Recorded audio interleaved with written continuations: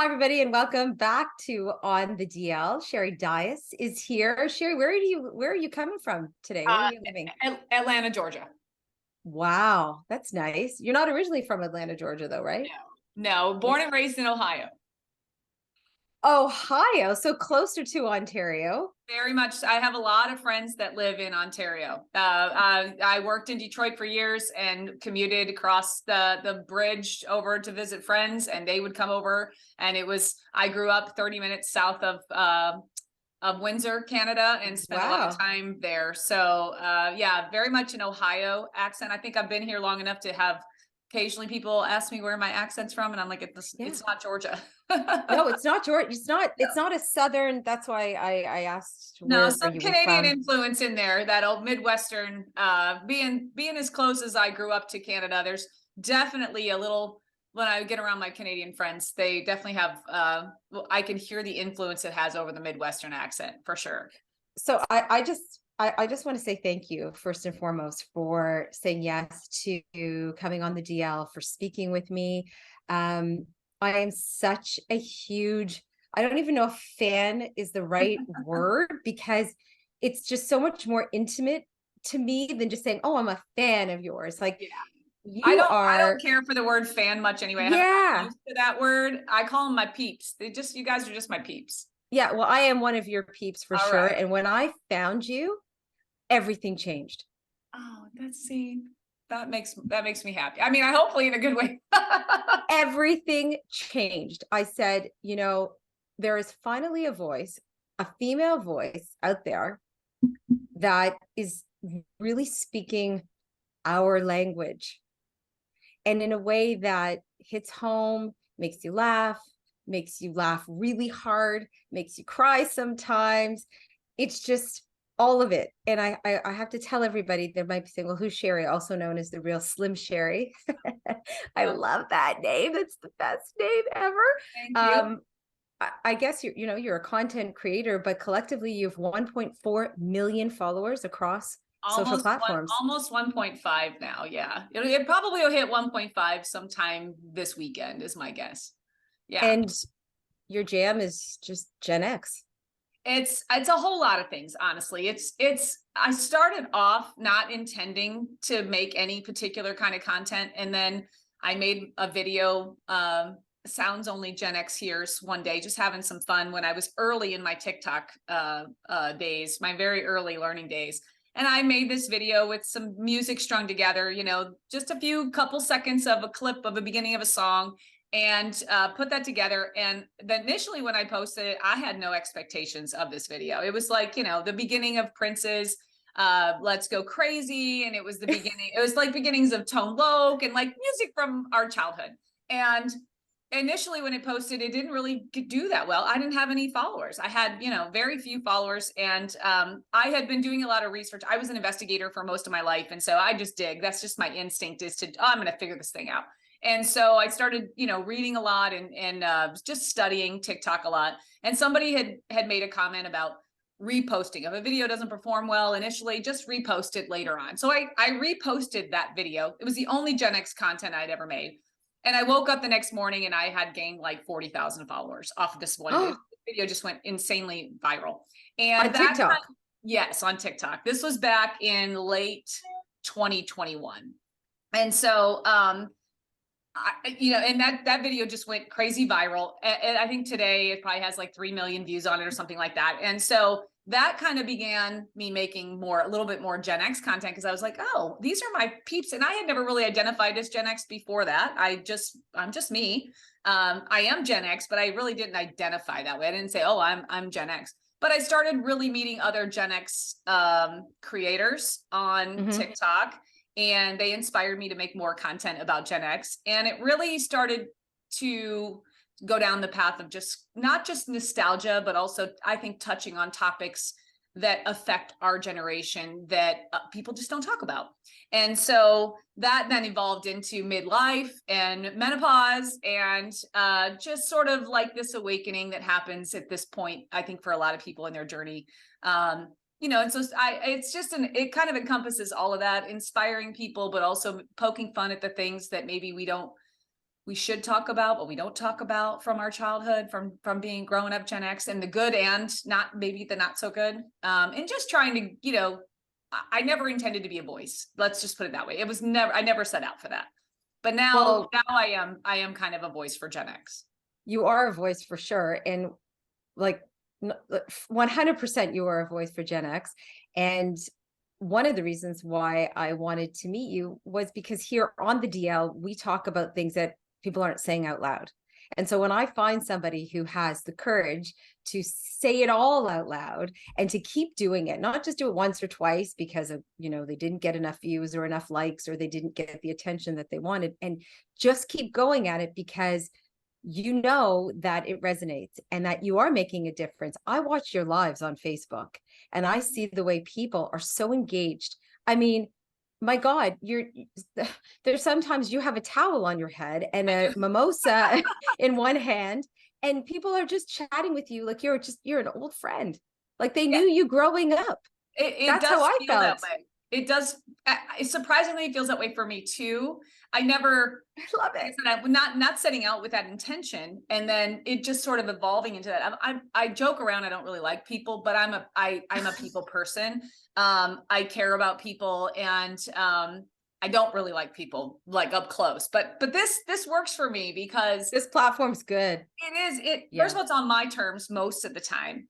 Mhm. And so, you know, I can put out a video and they see me, I don't see them, but I try to read as many comments as I can. And I really think that's what inspired me to keep going, was after the first few videos that I made about Gen X, not the music one, but I really started just chipping away, like starting to chip away at, like you said, the things that people don't say or won't say or are afraid to say.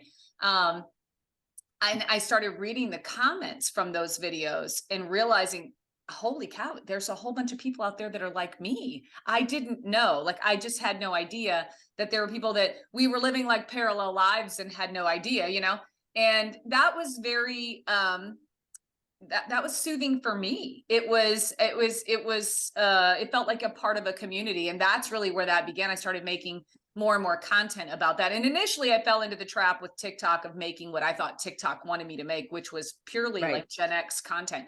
But I'm not a one-dimensional person. I have so much more in me than that. And I was like, I don't want to just be this one thing. I don't want to be known for just this one thing. I don't want to really be known for any one thing. I'm just going to do what I do and talk about the things that I think need to be talked about.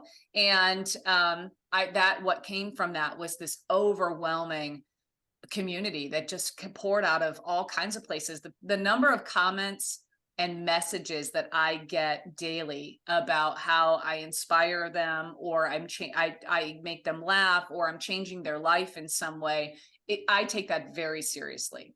And it means a lot to me. So where did you come up with the quintessential Sherapist, the videos that we would The see? Sherapist is new. That is new. I know that is new. Your Yeah. daily dose of, but the Sherapist, I thought that was brilliant. But where did you come up with the concept? It feels like most of the time you're sitting in a car. I do. I find so I have a couple younger kids at home, and I find that it's difficult between the barking dog and my children to make content uninterrupted. So I am often in my car. Like if I'm out and about, I'm just like, this is the perfect time for me to shoot a video because I have no interruptions. I have no noise, you know, other than maybe a little road noise. I don't have a dog barking or anybody knocking at my door or some child that's not mine wanting to come over and play. Like there's my life, and I own three businesses. And so there's constant stuff going on. And so there is a lot of times I'm in my car because that is a safe space for me. It's a time for me to reflect. And a lot of times, you know, I don't have a plan, just so everybody knows there's no plan. I make it up every day. And like I whatever is on my heart or on my mind, or maybe a comment that resonated with me or something someone said, often will be what inspires the next video that comes. And so the Sherapist, I'm laughing just thinking about some of the things that you have said that just comes to you out of like, oh my God. Find inspiration somewhere, you know, there'll be something. And if you catch me on a bad day, like you might get the fire end of me, you know, It's something that somebody said that rubbed me wrong, but I try not to do a lot. I try not to clap back a whole lot. Sometimes I do. I clap back more on TikTok than I do anywhere else, but because it's easy. But no, the Sherapist has been an evolution. It's been an evolutionary experience over the last, I started creating content in October of 2021. Is that right? Yeah, 2021. And it just sort of has evolved into the Sherapist just came about in the last week or so. But the Daily Dose, that I don't know where I just started.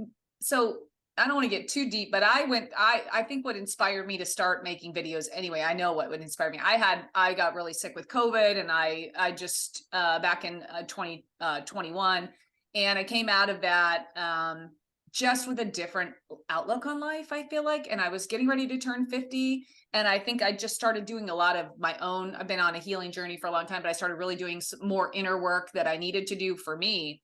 And out of that poured a lot of the content that came early on, that first probably close to year, or not quite, maybe 10 months or so. I can go back and watch those videos and see sort of this evolution of where I became, like, these daily doses started coming, like things that just, like, sometimes I just feel like I'm talking to myself, like it's something I need to hear. And I don't have, like, I feel like everybody needs a person in their life that's either like a mentor or somebody that they can lean on, or that will tell them the hard things. And since I don't really have that in my life, I became that for myself. And so a lot of times what people are hearing are things that I need to hear. And I know if I need to hear it, there are others that need to hear it. And so that's where the Daily Dose came from. It's just sort of this idea, and I don't do them every day. I don't do them all the time, but it feels like I feel like I get to see you all the time. I've tried to do them more because I know people are like, I need my day. They need a daily dose. And so I do. You were my go-to. I go to you. The daily doses I try to keep more inspiring, even though they're funny. I try to make everything funny for the most part, or have some little quirky Sherri-isms in there somewhere. But the rest of then I have a whole bunch of other content that's not daily dose stuff. But the Daily Dose just sort of evolved out of that sort of me understanding that there were people out there that did appreciate and need sort of that little pep talk every day. You know, it's sort of the reminder of here's the things that, especially at this age, that we just let go. I have to talk to you about this age, but I want to just give our viewers listening to this just a little example of something that you said. You said, this is the best. You started off when you said, you know, don't wait to tell somebody how you feel about them. And I'm watching that. Yeah. And I'm watching it and I'm thinking, oh my God, she's right. Like, tell them to fuck all the way off all the way. You don't want to be telling them that when you're dying. Okay. That's going to be awkward. Like, tell them now, like, just do it right now. How many people can I call right now and tell them to fuck all the way off? Yeah, that's that person that's in your life that just sucks the life out of you. God. And just don't have the nerve or the balls to tell them, like, I just don't even really like you. And you know, I don't know why that day something happened, and I just was like, you know what? There are just people you need to tell to fuck off now. Like, I'm not waiting anymore. I've wasted too much time now. We're just going to do it. And so I know that there are people out there that need to hear that same thing. And that video makes me chuckle when I watch it because I seemed so serious in the beginning. Yes. Yes. That's why I was laughing. Yeah. It was a good one. That was really, it was quite brilliant. Every once in a while I'll have one, even I go back and I'll see them and I chuckle, I laugh because I'm just like, well, that the delivery was spot on. Like it was funny. So I do try healing. I know that laughter heals people. And so even when I'm packaging a message, like an inspiring message, I try to package it with a little bit of humor for the most part, because when I notice if I'm too serious, I've made some serious videos in the past. There are people who like to tell me, just go back to being funny. And I get that that's really heavy for some people. Like for some people it might be heavy, you know, but I remind them, I don't do this. I do this for me. Yeah. You know? I mean, you made not a heavy, but a video, I don't know if it was last week or the week before, when you just said you've just had one of those days, you know what, just go to bed. I'm like, yeah, Yeah, you know what, Sherri, you're it all right. happens. I am going to bed. I've had one of those days. She's Yeah. right. I'm going I to call bed. those my fuck this shit days. Like this, I'm done. Like you get there, all of us have them, right? And that's the thing. I Yeah. think that is the one thing that as my platform grows, people tend to forget that I'm human, just like everybody else, and that I have good days and bad days. And some days I'm going to knock it out of the park, and other days I can go back and look and see when my content was crap, and it's probably my own mental space, and so I'm mindful of that. I do try, but I'm practicing mindfulness. So I'm trying to be more in the moment and more aware of my own energy. And so trying not to have that pass that on through the camera to other people. So let me ask you a couple questions, because now that we've talked about, I mean, your platform and all of your followers, and we will get back to your content because it's so brilliant. I can't, I'd be remiss if I didn't talk about all the time. But what is it about, I guess, this age and stage in our lives that is just so different? Like what has it been for you that you needed to say, okay, this isn't 40. Like, I don't need to talk about turning 40. Like, what's the big shit about turning 40? Like, there was really not a big difference. Like for me, I'm like, I don't know. I turned 40. Like, I don't Right. know. My boobs got saggier. Like, not really. Like, I don't know what it was. But 50 was like, never mind, 51. I was like, I'll be there this year. yeah. So it's, well, 51 is different than 50. Yeah. Actually, it's Is it? for me, that's when for me, that's when everything started to change and feel different. And I started to, instead of feeling like this is the worst and life is over, I embraced it and changed all of that. And I love that. So when you just said that you're practicing mindfulness, because I guess in a way, maybe, I guess that's what I did. And it has become the most beautiful experience. I call it an And awakening. It's truly like it an awakening. is.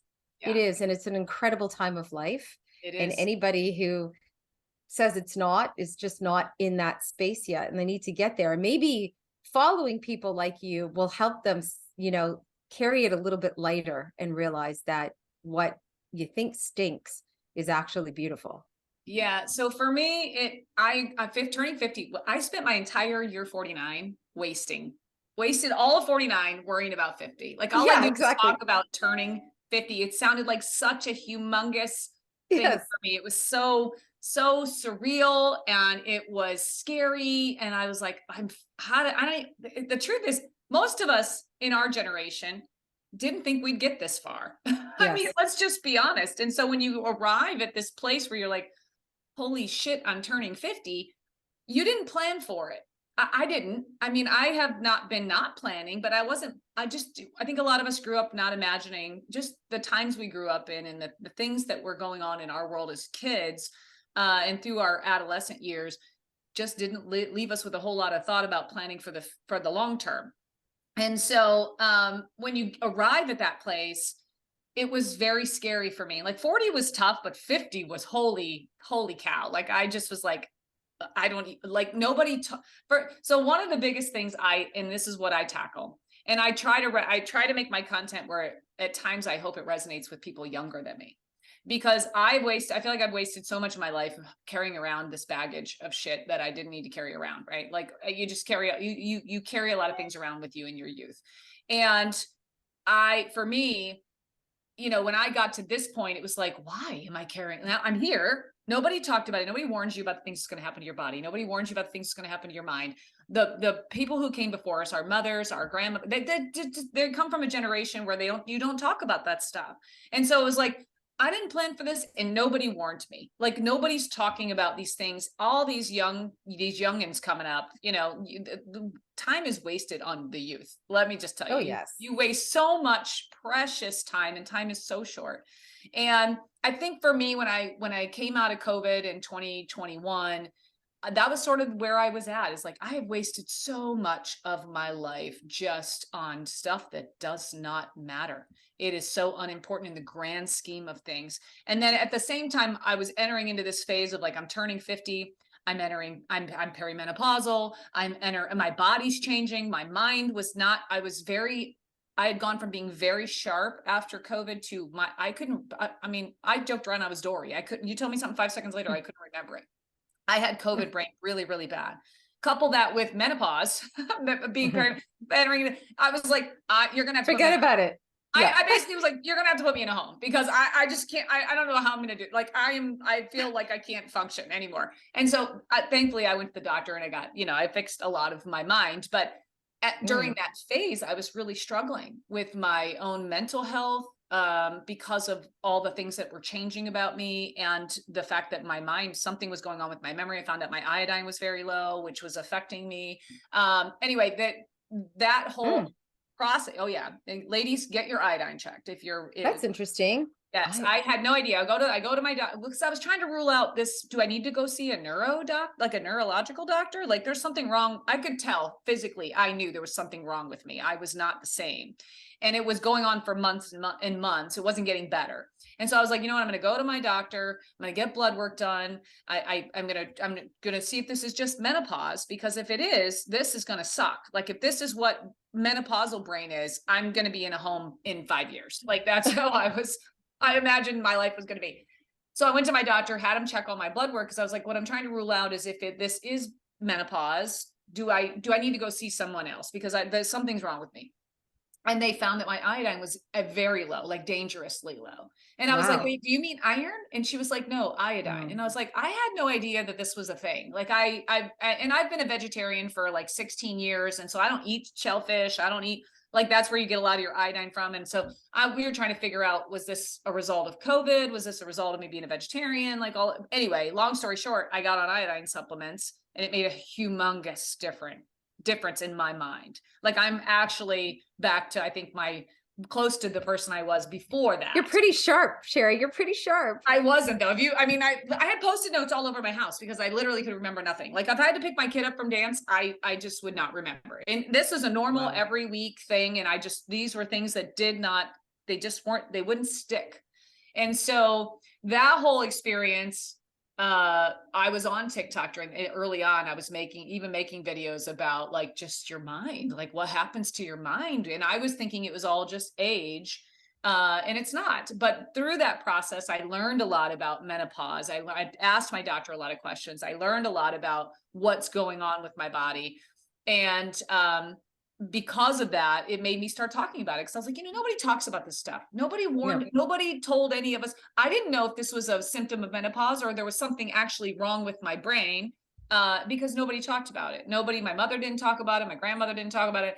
And I realized that nobody is really sharing these experiences in a way that I want to warn the young. I'm not gatekeeping anything. Okay. I am not I'm opening all the gates because they should know. I want my girls to know.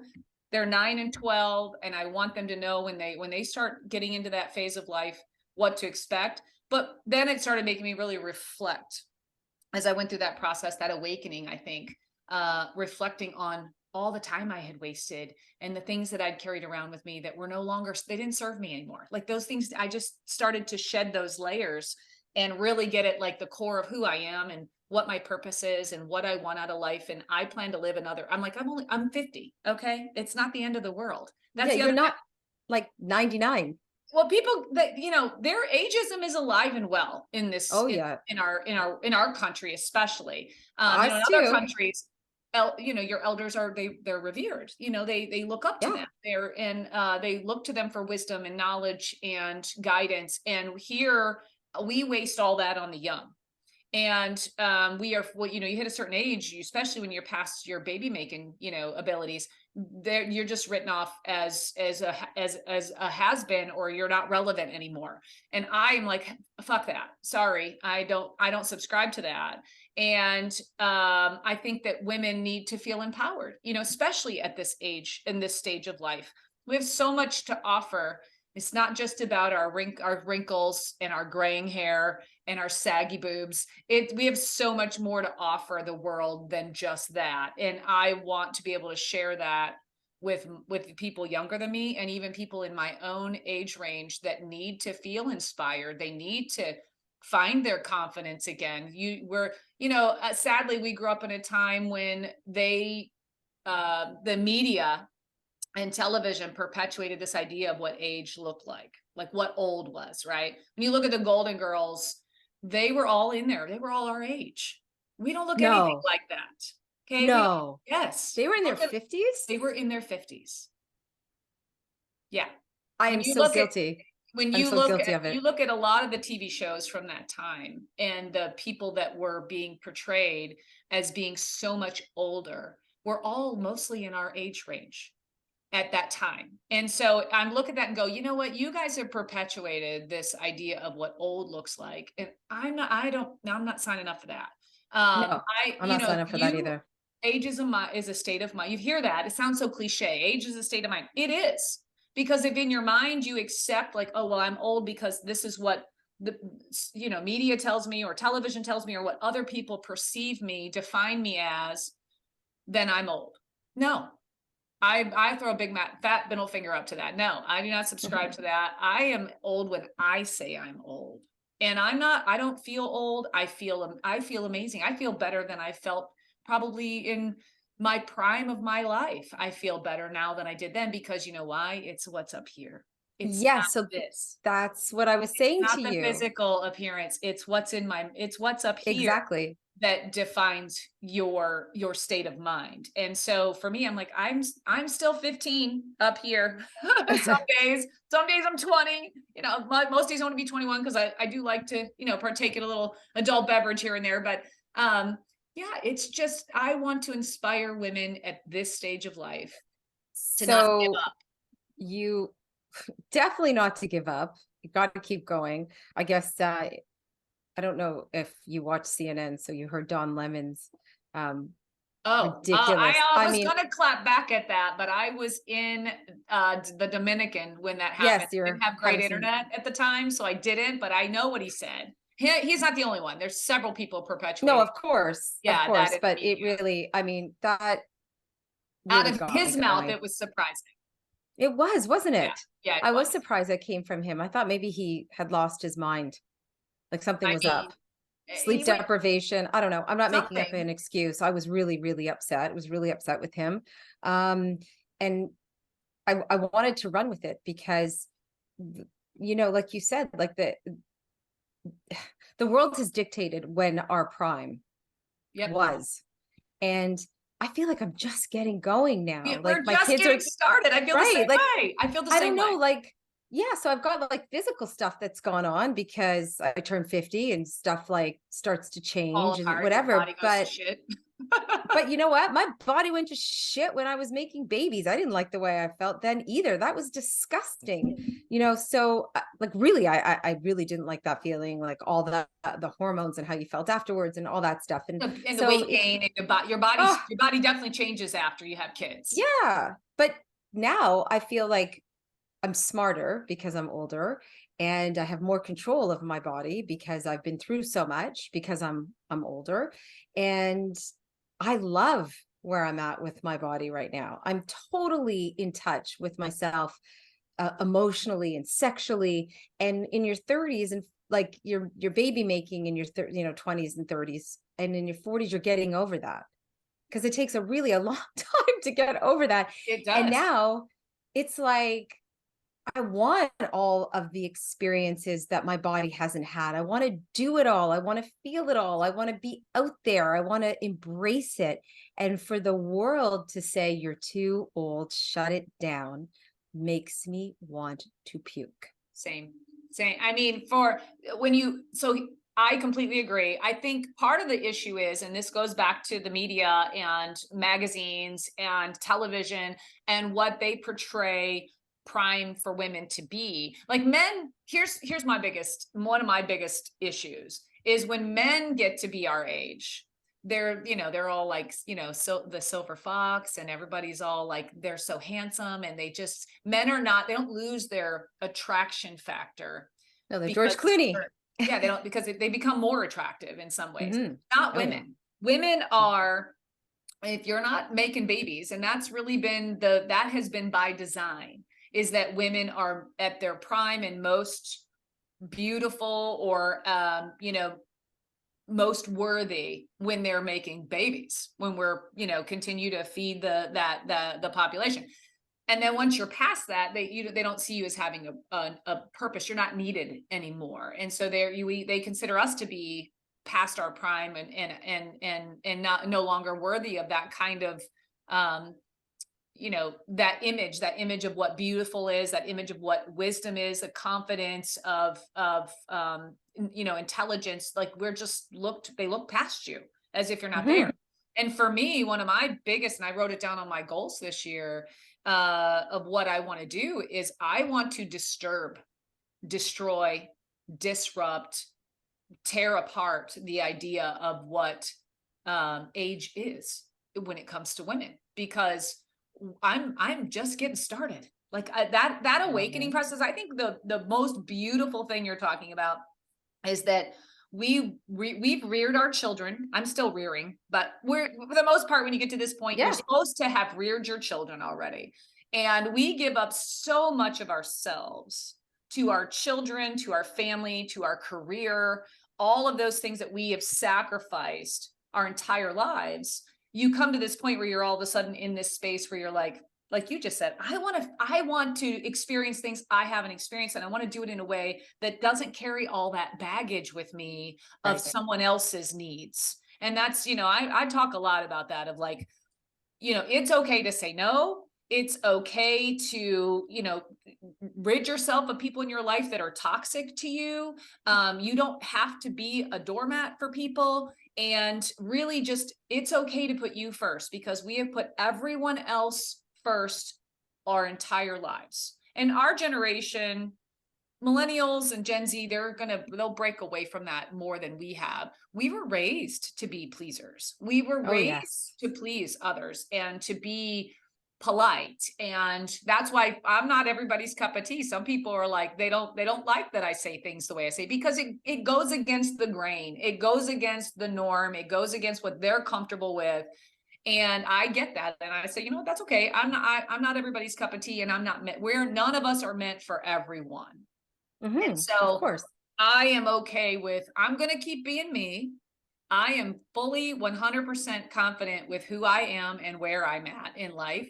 And if that doesn't suit you, you can just scroll on by or unfollow or block me, or you will not. Or fuck the right off. Or fuck all the way off. I don't care. And some people don't like that. They don't like a woman that's that confident, especially at my age. And that's what tends to intimidate people, is that, oh, she's not only confident and a strong female, but she's also a 50-year-old female that doesn't represent what 50 looks like to a lot of people.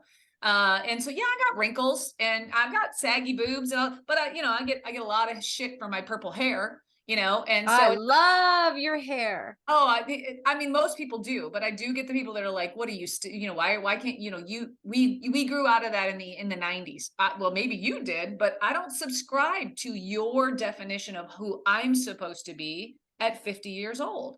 I am in control of my life. I do what the fuck I want with my hair, and that every woman should do whatever she wants. You want to grow it out gray? You have at it, girl. You want to dye it rainbow? Go for it. It's your hair. You want to get a tattoo when you're 50, 60, 70, 80 years old? Do it. Life is too short to sit around waiting for the right moment, because that moment may never come. And so you have to make your moments. Isn't that your message? Isn't that really, that is your overall, like, that's your theme. Like, what doesn't serve you or hasn't served you? You're at a time in your life to have it now. Yeah. Now is the time. Don't wait, because none of us, I'm not promised 5 minutes from now. Everybody's always like, oh, well, you're not promised tomorrow. Fuck that. I'm not promised right now. I could drop dead right this second. Okay. I'm feeling a video. I'm feeling a video today. I'm feeling a video from you. I could literally just fall the fuck out and life is done. And there's so many things that I have not done in my lifetime that I want to do, or that I was too afraid to do, or I was worried about what other people think about, like dyeing my hair purple. So I was an investigator, worked in corporate for 26 years. And I own my own businesses now. But when I was in that place, I was very much conforming to other people's. So I couldn't show my tattoos. My hair, I had to wear my hair. Like, I couldn't color my hair like this. I couldn't be my true authentic self because I was having to conform for my employer, and often conforming for society, what the expectations were that society had of me, and just what a woman's supposed to look like, especially a woman that has a career and that's in a corporate I was in a high up position in a corporate investigating job. I was like a global investigator. So there were things Wow. expected of me. And when I was finally burnt out of that, and quit, started my own business, even the first couple of years, I still was conforming, because that's what we're Mhm. taught. We're taught compliance as children. You're taught to be compliant. You're taught to conform. You're spoon fed other people's ideas, and those become a rooted in your belief system. We're wired that way. And so going against that wiring is hard to do, to unwire that shit. And so when Oh I yeah. find, yeah, it's so difficult because it just, it's ingrained in you from the time you're a child. And compliance and conformity are at the root of it all. And I just finally got to where I was like, but why? I've always been one to question everything. And so I started asking myself, but why? Why are you conforming? Who are you serving? You're not serving yourself. You don't work for the man anymore. You work for yourself. You can be whoever you want to be. And I just started to embrace me, my authentic self. And when you do that, when you step into your own authenticity and your own truth and live for you first, not that I don't live for my family, not that I don't live for other people's feelings and things like in the moment, but I get to choose. I choose, not because you tell me to, it's my choice what I'm going to give my fucks to. And so I'm giving them to, I've spent so many of them just dishing them out to other people. I'm cherishing those, what ones I got left. Like you only get so many, and you gotta, at this point, I'm rationing those bitches out. Like these are for me. So tell And me, wait, would you call yourself an entrepreneur? oh, absolutely. Yeah, absolutely. Because I mean, I'm so happy. I want to talk about your businesses because I see that your whole hippie is now you can buy it from Canada. You're Wholesome able. Hippie. Yep. So we're I've opened now, up to Canada, UK, Mexico. because we couldn't like a couple Couldn't. months Well, ago. we never, so Wholesome Hippie, it's my baby. Like I developed that Like, brand bring it. for women that have experienced skin like us. Like my whole life didn't really have a skincare regimen because the stuff that's on the market did not agree with my skin. Everything broke me out. I mean, I'm still washing my Yeah. face with Caress and Dove soap until like 3.5 years ago when I launched this brand. Yeah. And so it's developed with aging or experienced skin in mind. It's really good for anybody, but that was really what I wanted, something that would be for me going into this phase of life. Like that I needed a I was, a lot of women in our age demographic, I have learned recently, are still using Noxema on their skin. So Shut up. I was like, what? Or washing their face with Dial soap. That was recent. I was like, girl, throw that in the trash. But Hold whatever. on. Noxema is even around? I didn't know. I haven't bought it since I was a teenager, but That's like there are using people like oil still of using it. Olay or something. That too, that's out there. But yeah, so No. Wholesome Hippie for so long was just exclusive to my boutique. So I own an online boutique called Yes. Feather and Vine. And that was when I left my corporate job, I started a business, and that was what it was, a boutique. And when the skincare line came out, it was intended to just be exclusive for my audience with Feather and Vine, because we do live selling and things like that. So we're social sellers. So I've been doing social stuff. I've been doing Facebook Live for 6-7 years. So Oh, okay. that's not new. That makes sense. Okay. Making videos, this short form video, that's completely new to me. But doing lives and things like that I've been doing for a long time. So it was just exclusive to our Feather and Vine boutique. And then when people started, I have literally, and I'm not exaggerating, thousands of people who ask me, what do you do? What is your routine? Your skin I is saw. You're beautiful, by the way. Your skin looks absolutely amazing. But I get that all Are you saying that to me? to you. I'm saying it to you. I have flawless skin?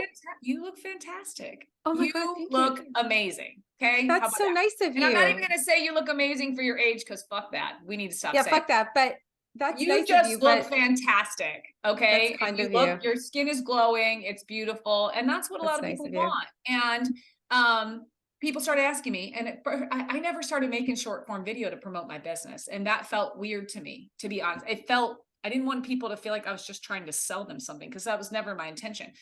I have a boutique for that. I don't need to do that through my short form video. I do that for fun. I do that for me and to inspire people. But what came of that was people started asking me, and I couldn't ignore them. I felt like I was ignoring them. So one day I just decided I'm just going to go live on Facebook and tell them this is what I use. It just so happens to be my skincare company. I went ballistic. I was like, I want that. And then I can't get it. I'm in Canada. We weren't selling to Canada because at that time it was just our Feather and Vine boutique. We weren't selling to Canada. But then I realized I have people all over the world that follow me. And so I was like, we don't, but I'm going to figure it out. And so initially we turned it on and we had to turn it off because it was like, holy shit, we didn't know what we were doing. All the customs and import taxes and all this crap and the cost to ship. And I was like, we got to turn it off until I can't charge people $60 to ship, something that only costs $40. That's ridiculous. And so we have a flat rate now to Canada. We have a flat rate to the UK, and we have a flat rate to Mexico, and we're working on Australia because I have a very large following in Australia as well. Yes, and people want it. And so actually 2 of my top cities for followers are Melbourne and Sydney, Australia. So I'm like, we're going to figure it out. I haven't figured out a flat rate price to Australia, but we're going to figure it out. But yes, we are shipping to Canada. We're shipping to the UK. We're shipping to Mexico. Just Wholesome Hippie, none of our other stuff. But nothing from your boutique. We could, but we just, I don't think, I think they just want the skincare for now. I mean, we have amazing other stuff in our boutique, but I haven't not promoted that in any way. It's just like, we're now launching a separate Wholesome Hippie. Wholesome Hippie is going to become its own separate thing from Feather and Vine now, because it was confusing to people. I would tell them, well, you can get Wholesome Hippie by going to wholesomehippieko.com, and then it would take them to my boutique page. And they were like, wait a minute. And some people felt like, is this a scam? And I was like, it's not a scam. It's just that it's just my own skincare for my boutique. But now Wholesome Hippie is its own website. You can go to wholesomehhippie.com and it is its own thing. And we're separating that, making it a separate, so it doesn't confuse people. I don't want people to feel like it's weird that they're being redirected to a different website. And so I built the new website, and it's up. It went live yesterday, actually. And so we're excited about the future because so many people are now coming. I get messages, they love it. It's changing their skin. And that's why I share it with people, because it changed my skin. I look back at pictures of myself before Wholesome Hippie, and I am shocked at what my skin looked like 3.5 years ago. Oh yeah, the sunspots and the age. I mean, I'm very fair, and I've spent a lot of time in the sun, as most of us have our lives, with no sunscreen or anything like that. Baby oil, and the tin foil. Just as the more sun you could reflect on your body, the better. No, it didn't matter that it was literally burning my skin. Like, I've been sunburned so many times because I don't really tan much. I burn more than anything. Same. And so just the amount of damage that I've done to my skin. And I found a picture of me and my grandmother before she passed. I had gone to see her. And this was before we launched Wholesome Hippie. And she was in the hospital, and I didn't have any makeup on, and you could just, the amount of sun damage that was across my face, and I mean, visible hyperpigmentation.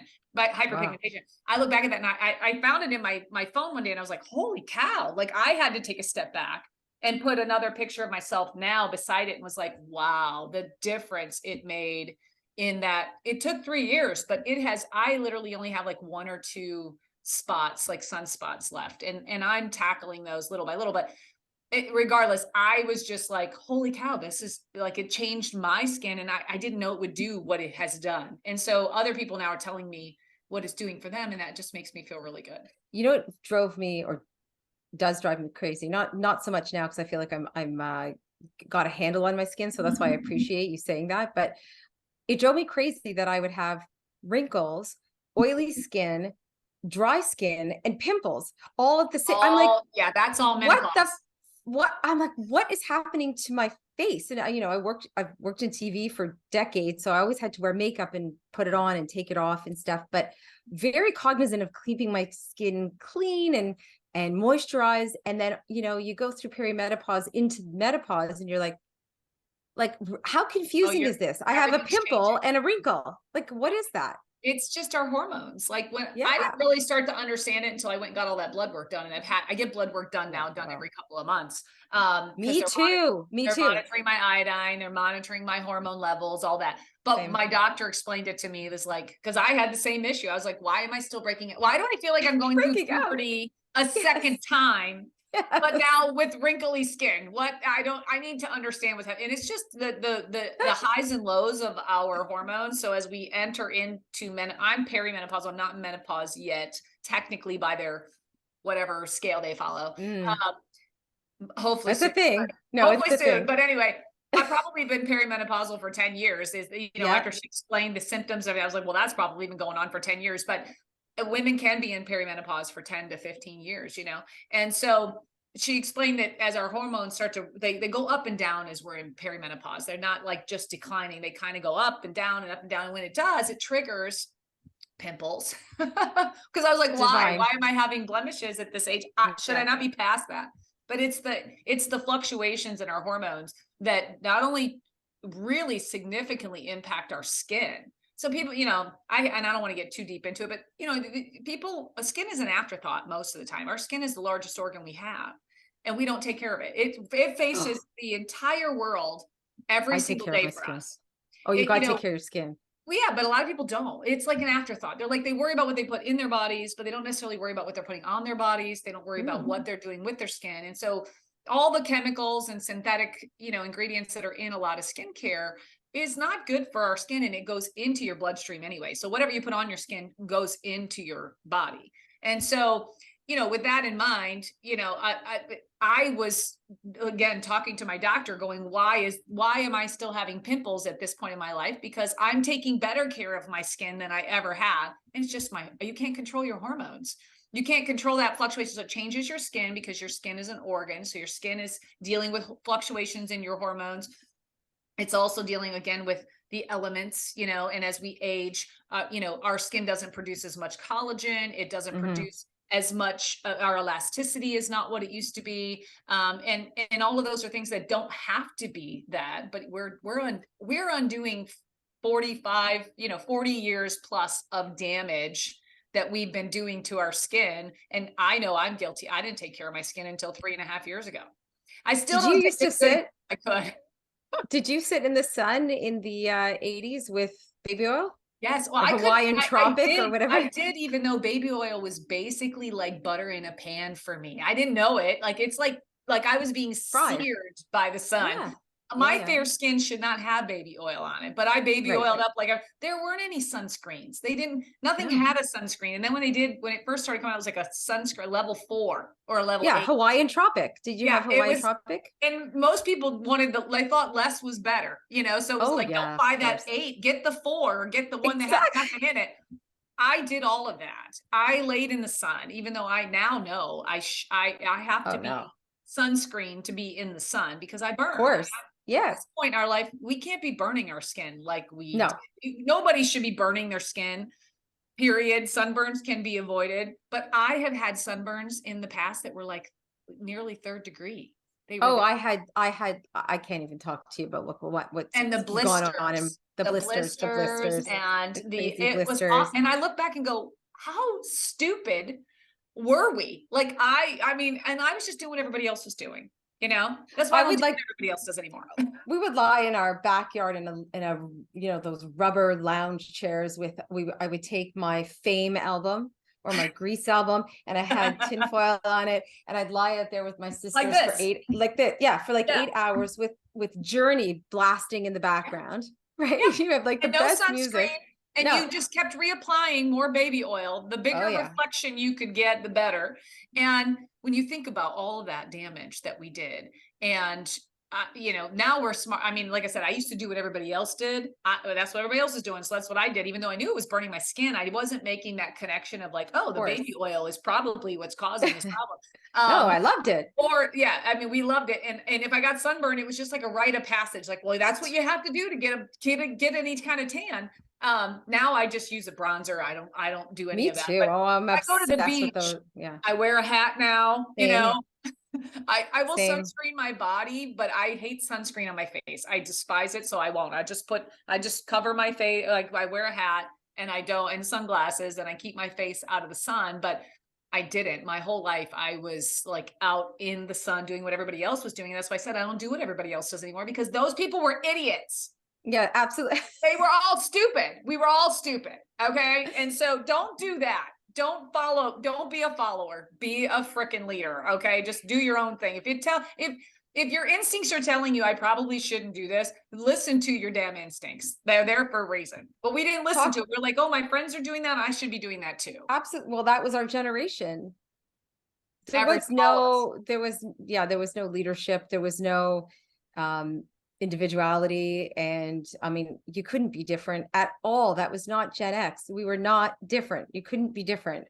Well, that's what people don't, unless you lived it, you don't understand it. That's right.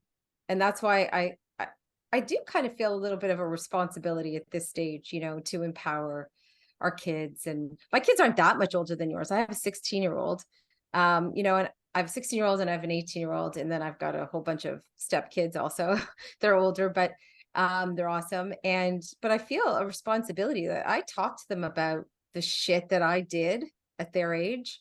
And I'm talking like the real deal stuff that I did. We did some really crazy shit. Some crazy shit. And not just being a latchkey kid and like coming home by myself in grade 1 or 2 and making myself lunch. Like right. That, I mean, I've got a 16-year-old and he probably wouldn't even, I mean, of course he would know how to make dinner, but that the idea of that is like, they don't though. It's bananas. It's bananas to them. My kids are the They're same. Like, that's illegal. That's illegal. I look at mine all the time and say, when mine's like, she's 12 and she'll tell me she's hungry. I'm like, you're 12. You could have made yourself lunch. Why are you waiting for me? Because I'm working or whatever. You're waiting for me to feed you. You are 12. I was making my own eggs on the stove at 5. Okay. Right. Come on. You know, these kids, but I don't necessarily want that to be their life either. So I have done for them in a way that wasn't done for me. I know we've overcome. Right. Exactly. Just like it's empowering for us to say fuck whenever we want, because we weren't allowed to, as that generation, we weren't allowed to say fuck or fuck off. Nobody said it. Like it was just so taboo. But our kids get to say fuck whenever they want. You know what? I want that for them. I want them to be able to do all the things that we couldn't do, that were so stupid. Like I get that listen, I said I don't conform, but I follow the law because I can't go to prison. Okay. I'm just not wired for it.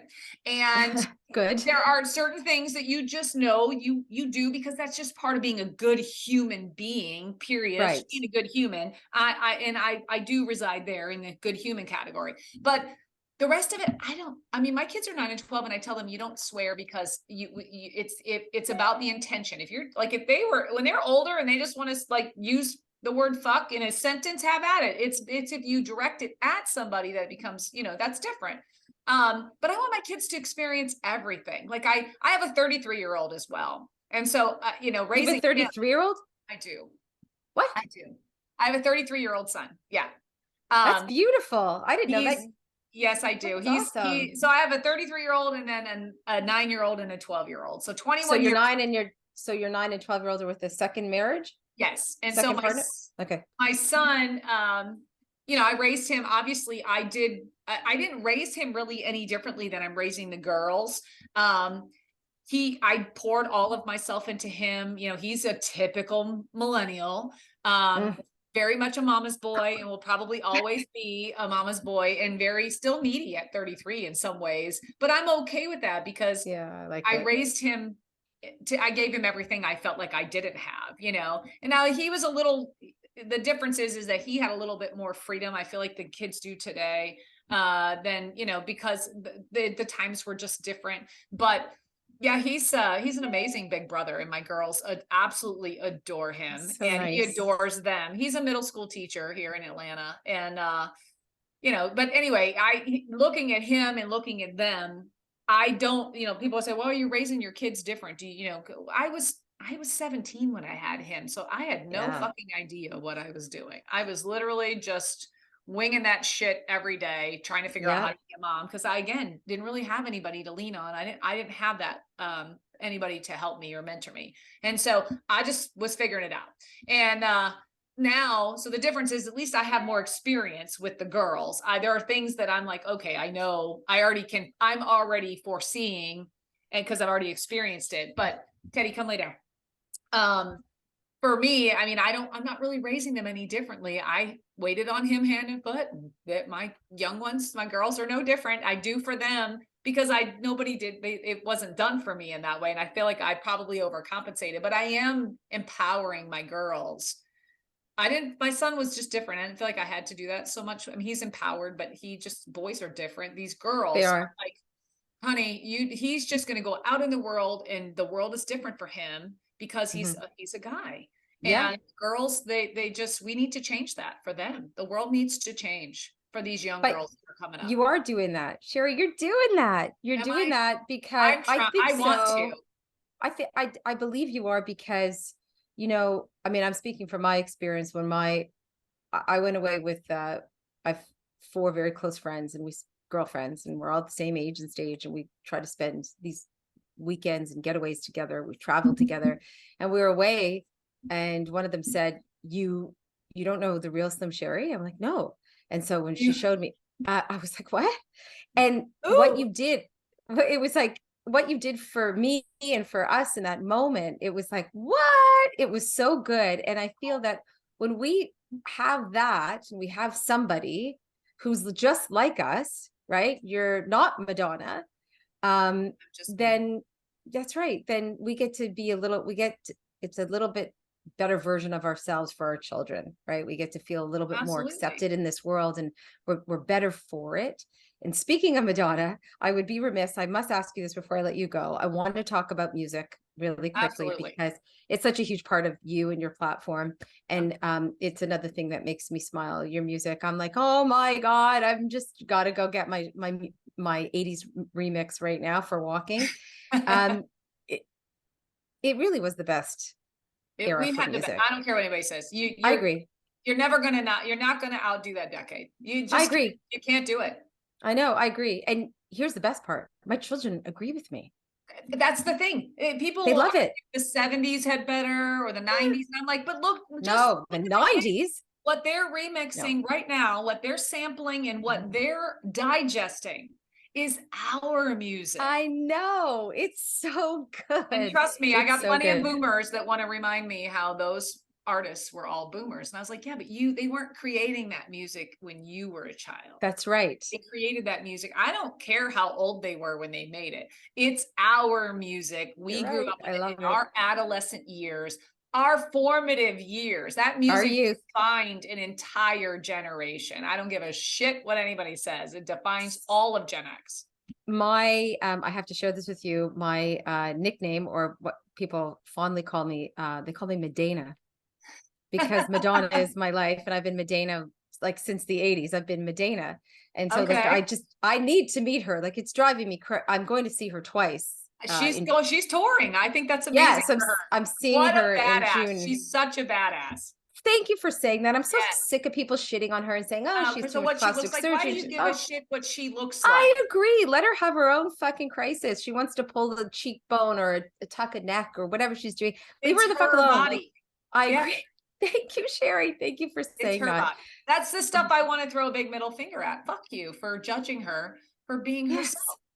I agree. For just embracing. She's 60 plus years old. Why do you give a shit what she seen her shake her ass? You see her shake? Do you care? Like, I mean, she looks amazing. Yeah, she's had work done. Who cares? Who cares what she chooses to do with her body? She's had less work done than some of other famous people that are half her age. So, and if you know what the truth is if a guy, no offense to the guys, but if a man was doing it, nobody would give a shit. They don't care. They wouldn't care. They would like, oh, he's doing that so he can look good and, you know, keep his youth. Why, when she does it, is she judged so harshly and criticized so harshly for it? Anybody who does that to any woman for choosing to do what makes her happy, so that when she looks in the mirror, she's happy with what she sees. That's none of your business. Oh, amen. Amen. Yeah. Tell me how people can find you? Just tell me all of it. So I I know. am the Real Slim Sherri on pretty much everything. So TikTok, Instagram, Facebook. I'm now on Clapper, which don't even get me started about that. That's just because of the stupid TikTok ban. I just wanted to preserve my name, but I'm even over there. Yeah, I have a YouTube channel, although I suck at it right now, and I haven't. I just trying to manage as many platforms. But if the TikTok ban should take place, I will be on YouTube. So you can find me all those places. And if they're interested in your skincare line, just go to wholesomehippie.com. Hippie, HIPPY, wholesomehippie.com. And the website is live. And if you're looking for the most amazing jeans on the planet, go to my boutique, Feather and Vine. We have an app. You can download our app on the App or Google Play Store. It's called Feather and Vine. And you can come in. We go live through the app, so people can tune in and watch us live. And yeah, that's how I'm not hard to find. I tell everybody, same bet channel, man, basically everything. And I will tell everybody that I reached out to you and you got back to me and you were awesome. And I get a lot of requests for podcasts. Happy. And so I would, I have a lot of them. So it was difficult to lock down a time, but I'm glad that we did. And I'm so thankful that you invited me onto your show and that it's Canada, because I have so many Canadian followers, and I love that that I'm touching people all over the world. That really warms my heart, and I just want everybody to know that I do this. I have a purpose, and I will keep chipping away at ageism and sexism and women just feeling empowered and confident and stepping into who they are and embracing who they are, living their authentic life. And I will keep doing that. And I'll throw some fun Gen X shit in there while I do it. Please keep doing what you're doing. You're just incredible, Sherri. Thank you so much. It was really a joy to meet you. Likewise. Keep in touch. Keep in touch. I will, for sure. Yeah, I will. All right. Thank you so much, everybody. Bye.